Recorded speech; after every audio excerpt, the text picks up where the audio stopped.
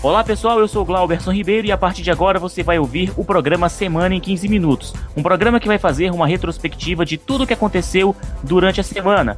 Os fatos nacionais e também internacionais, de tudo o que aconteceu durante o mundo dos esportes e até mesmo as notícias do Brasil e também do mundo, não é mesmo, Eduardo? Isso mesmo, o nosso programa vai fazer uma retrospectiva não só do noticiário aí do seu dia a dia, como também do noticiário esportivo. O Semana em 15 Minutos você pode conferir no site semanaem15.wordpress.com e também na Rádio Melhor no Futebol no site www.radiomf.com.br. É isso aí, sem mais delongas, o programa está começando. Solta a vinheta.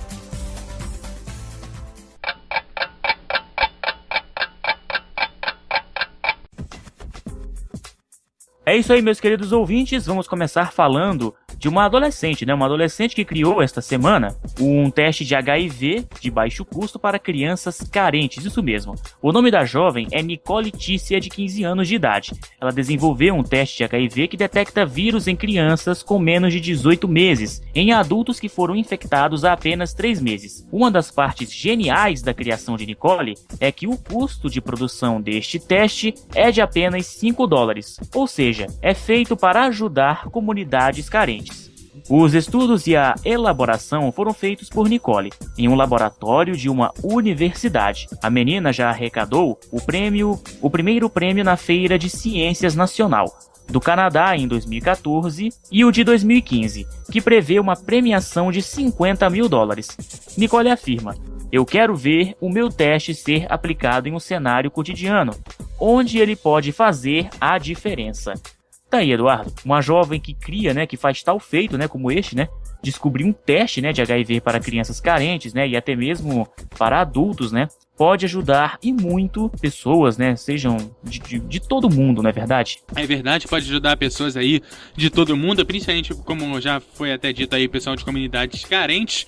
Também é possível a gente poder ver aí algumas melhorias aí no sistema público de saúde, principalmente em alguns países com menor renda, né, que às vezes falham com a população por conta do custo do teste padrão de HIV que nós temos aqui no nosso dia a dia. É verdade, então parabéns aí a Nicole Tícia, de 15 anos, né? Tem um grande futuro pela frente. Começou com o pé direito.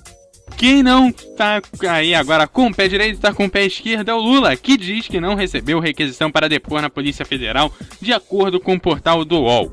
O ex-presidente Luiz Inácio Lula da Silva disse na tarde desta sexta-feira, dia 11, em Buenos Aires, que não recebeu a requisição da Polícia Federal para ouvi-lo no caso de 2 desvios da Petrobras investigados pela Operação Lava Jato. "Eu não sei como comunicaram a você e não me comunicaram, é uma pena", disse ao jornal Estado de São Paulo. A assessoria do Instituto Lula comunicou que o pedido é de um delegado da Polícia Federal e não da organização, e disse que o presidente não teve acesso ao texto com o pedido. A Polícia Federal encaminhou ao Supremo Tribunal Federal um relatório pedindo que Lula seja ouvido nas investigações da Operação Lava Jato. O documento, assinado pelo delegado Josélio Azevedo de Souza, ressalta que o cenário faz com que seja necessário que o ex-presidente apresente sua versão sobre os fatos que atingem o núcleo do político partidário do seu governo.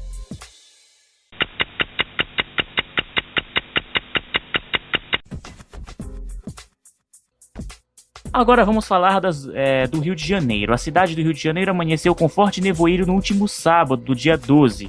De acordo com o Centro de Operações da Prefeitura, a máxima prevista era de 23 graus e o tempo permaneceu instável, dando ao transporte de umidade do mar em direção ao continente.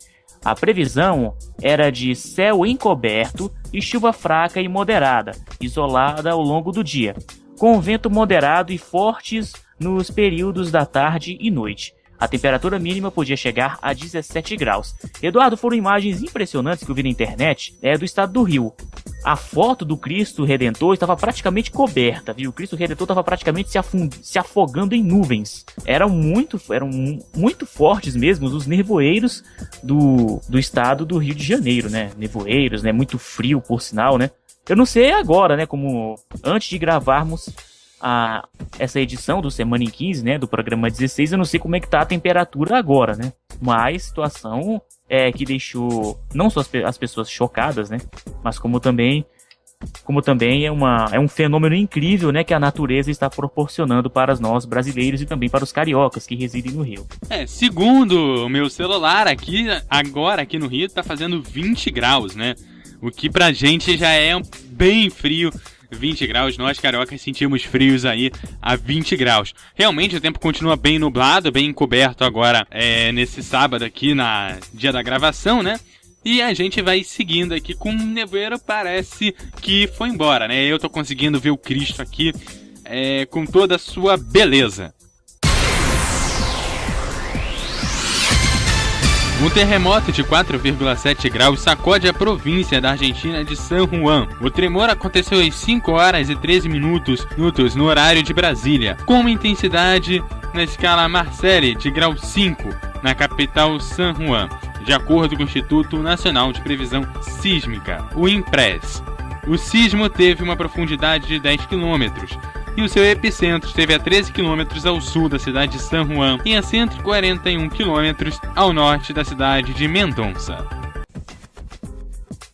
Ok, mais de 30 mil pessoas protestaram no último sábado do dia 12 a favor dos refugiados em Copenhague, na Dinamarca, em prol da acolhida de imigrantes, segundo a estimativa da polícia. A polícia dinamarquesa, em sua nota oficial no Twitter, disse: "Tudo está transcorrendo em calma e ordem. Cuidem-se um dos outros." Que legal, né, Eduardo? Que legal não, né? É realmente alarmante essas situações aí dos imigrantes, né? Até o Brasil, inclusive, está recebendo alguns imigrantes aí do exterior, né? Da Síria, lá do Oriente Médio, né? É um assunto muito complexo mesmo, que precisa de muito tempo para ser debatido. A Angela Merkel essa semana anunciou que vai colocar 800 mil imigrantes para dentro nos próximos 2 anos. Ela espera que depois desses 2 anos continue trazendo imigrantes para dentro, só que no menor número, né? E ela também defendeu essa semana que a divisão percentual entre todos os países da União Europeia.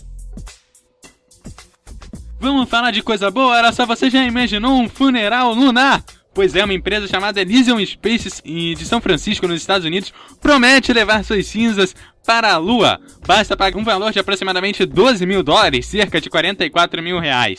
A Elysium Space foi fundada por um ex-engenheiro da Agência Espacial Norte-Americana, Sr. Thomas Sivet. A NASA Celeste se orgulha da iniciativa inédita de ter unido especialistas em um espaço e em funerais para um serviço único.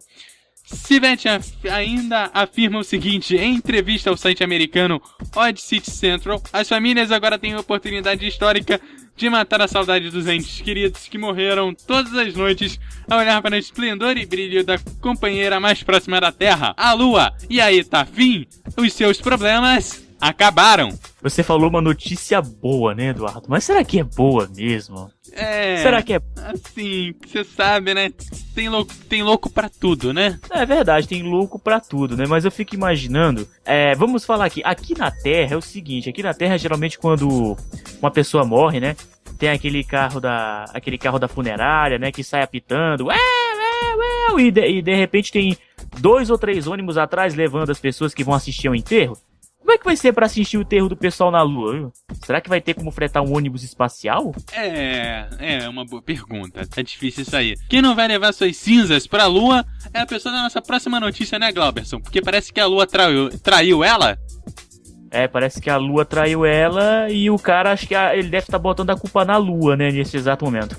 A Justiça do Pará, Eduardo, e ouvintes que estão ouvindo o programa Semana em 15 Minutos, ou pelo podcast, ou pela web rádio Melhor do Futebol, a Justiça do Pará, ela proibiu na última sexta-feira do dia 11 o guitarrista Chimbinha de ficar a menos de 100 metros da cantora Joelma, com base na Lei Maria da Penha. Com a decisão, a não ser que a defesa do guitarrista consiga que a ordem seja derrubada, os dois não poderão dividir o mesmo palco.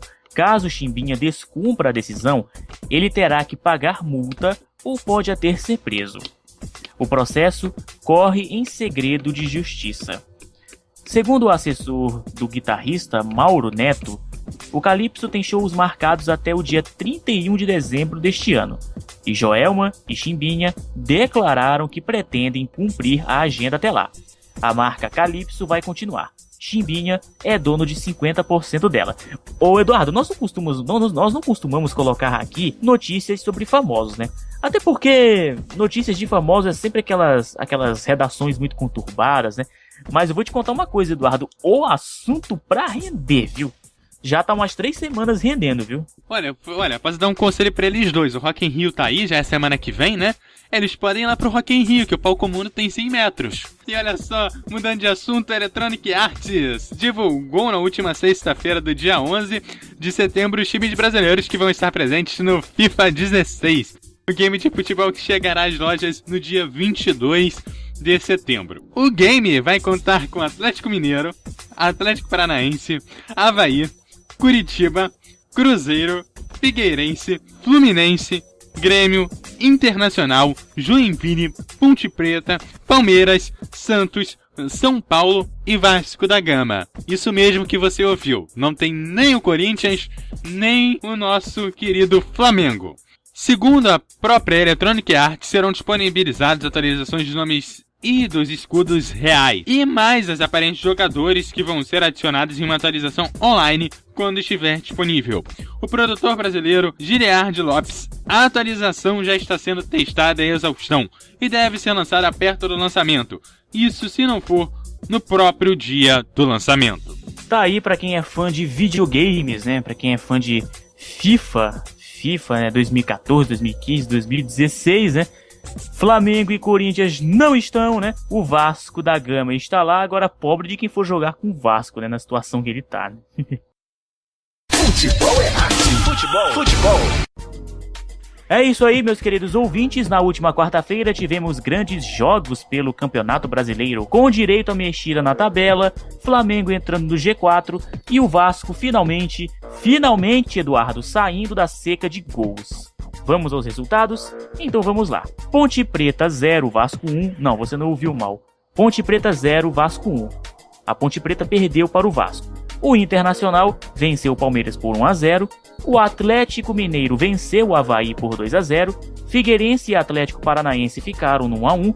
Corinthians e Grêmio, melhor jogo da noite, ficaram também no 1-1. O Santos venceu o Clássico Paulista contra o São Paulo por 3-0.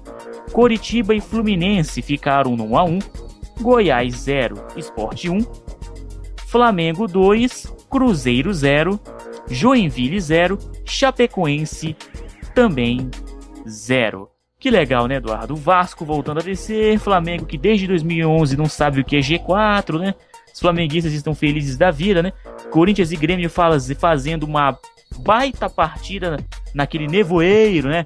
Naquele nevoeiro lá de Itaquerão. Agora eu já sei por que o Rio de Janeiro amanheceu neste último sábado com nevoeiro. Acho que foi o nevoeiro lá de Itaquera que se transferiu pro Rio, viu? E agora uma última notícia. A prova da UERJ acontece hoje, dia 13 de setembro, e será a segunda prova da primeira fase. A nota desta prova vale como recuperação da primeira prova, onde a maior nota das duas provas valerá como a nota final da primeira fase.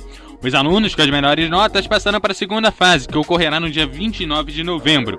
A primeira fase teve mais de 90 mil alunos, ou melhor, vestibulandos inscritos. Lembrando que começou essa semana, tá, gente? Justamente na data em que lançamos o programa 16, tá? Na Web Rádio Melhor do Futebol e também no nosso site semana15.wordpress.com.br. As provas da URJ já começaram. Tô certo ou tô errado, Eduardo? Me corrija se eu estiver errado. Isso, a UERJ aí começando aí mais uma prova aí, a segunda prova, né? A primeira prova já foi realizada ali em julho, né?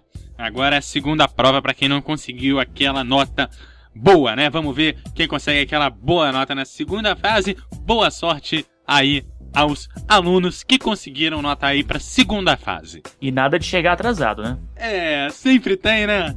O cara que fica rezando, abraçando papai e mamãe, o cara que perde o ônibus e chega atrasado, né? Isso faz parte do protocolo. No dia que todos os alunos estiverem lá na hora certa, não é prova de vestibular. Não é prova de vestibular, não. É o fim dos tempos mesmo. É isso aí, gente, o programa Semana em 15 Minutos fica por aqui. Você fica agora com a sua programação normal aí da Web Rádio Melhor do Futebol e voltaremos no próximo final de semana, não é mesmo, Eduardo? Isso mesmo, voltamos no próximo fim de semana aí já praticamente fechando aí o mês de setembro. Lembrando que você pode ouvir o programa também no site www.radiomf.com.br, sempre às 9 da manhã, 3 da tarde e às 10 da noite, e também no semana15.wordpress.com.br. Aproveita e ouça também os nossos outros podcasts. Até lá!